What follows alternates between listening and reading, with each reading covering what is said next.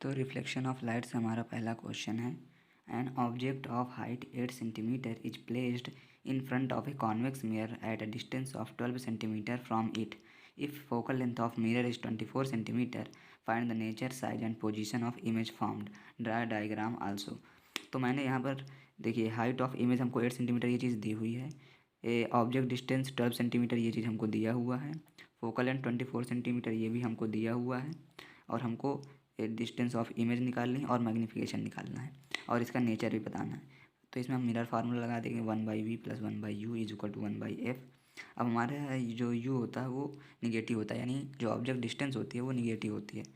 तो इसमें हम क्या करेंगे, ये चीज़ जब इसको आप सॉल्व करेंगे इधर ले जाएंगे तो ये v is equal to 8 centimetre आएगा प्लस. अब इसके आगे हम मैग्नीफिकेशन निकालेंगे, तो magnification is equal to m, यानी मैग्नीफिकेशन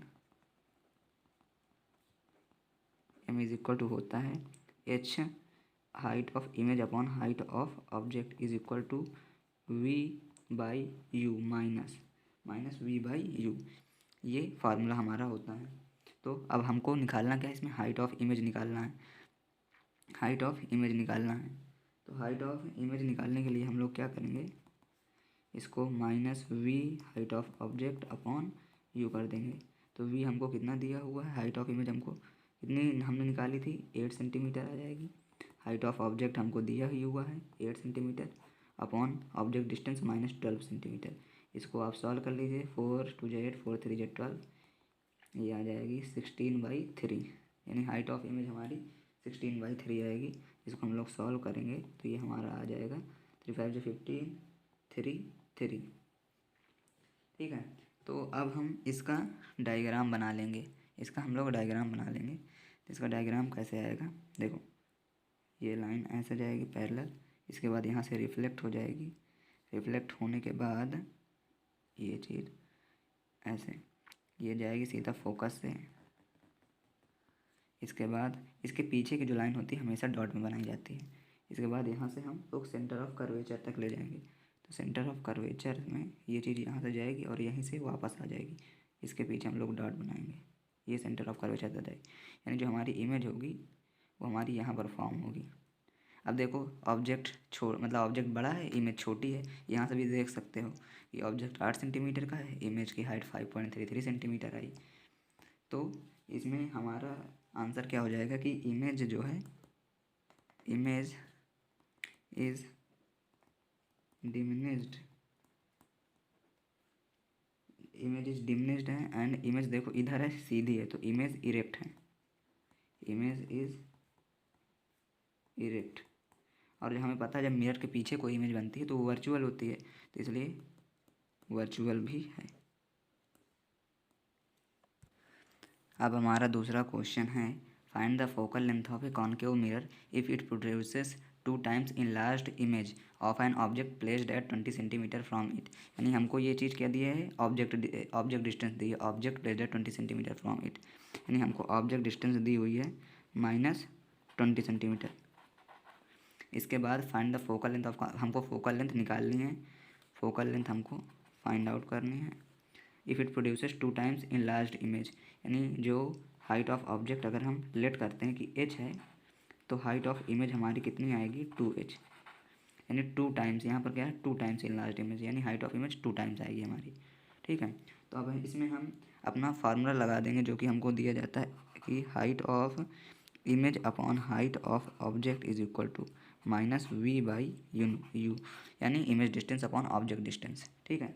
तो यहाँ से हम इजीली वो कर लेंगे. तो देखो हाइट ऑफ इमेज हमको कितनी दी हुई है, हाइट ऑफ इमेज हमको दिया हुआ 2h upon height of object h. Image distance हमको दी नहीं है, ऑब्जेक्ट डिस्टेंस हमको -20 दी हुई है. ठीक है. तो h से h कैंसिल हो गए, माइनस से माइनस कैंसिल हो गए, v इज इक्वल टू आया 40 सेंटीमीटर, यानी हमारी इमेज डिस्टेंस है 40 सेंटीमीटर. अब हमको फोकल लेंथ निकालना है. फोकल लेंथ निकालने के लिए हम लोग क्या करेंगे, मिरर फार्मूला लगा देंगे. हम लोग मिरर फार्मूला लगाएंगे, मिरर फार्मूला लगा दिया. मिरर फार्मूला होता क्या है 1/v + 1/u is equal to 1/f. ठीक है. हमको 1/v दिया हुआ 40, हमको 1/u दिया हुआ है 20 सेंटीमीटर जो कि -20 है, और हमको 1/f हमको एफ़ निकालना बेसिकली। तो ये कितना हो जाएगा -20, 22 जो 40, 2 - 1, 22 जो 40, मतलब आप देख सकते हो 1/f बेसिकली ये आ जाएगा, f is equal to -40 centimetre. ये आंसर हो जाएगा, इज इक्वल टू -40 सेंटीमीटर। ये ऊपर जाएगा तो इसी F is equal focal length जो है हमारी -40 सेंटीमीटर आ जाएगी। जो हमारा तीसरा क्वेश्चन है, ये न्यूमेरिकल तो नहीं है लेकिन ये काफ़ी फ्रीक्वेंट एग्ज़ाम में पूछा जाता है। Define the laws of reflection and refraction के लॉज हमको बताने। तो जो पहला लॉ होता है, the angle of incidence is always is equal to the angle of reflection. जो दूसरा लॉ होता है, the incident ray, reflected ray and normal at the point of incidence are lie on the same plane. मतलब इसका मतलब है कि मतलब किसी भी सेम प्लेन में रहेंगे, जैसे ये पेज है तो केवल इसी पेज में रहेंगे, कहीं और नहीं जाएंगे। अब लॉस ऑफ रिफ्लेक्शन की बात करें तो जो पहला है, द इंसिडेंट रे, रिफ्रैक्टेड रे, यहाँ पर ये याद रखना, यहाँ पर रिफ्लेक्टेड है, यहाँ पर रिफ्रैक्टेड है। Ray and the normal are lie in the same plane at the point of incidence on the interface of two different media. मतलब ये और ये सेम है, जो इसका दूसरा है ये इसका पहला है, बस यही इसमें डिफरेंस है।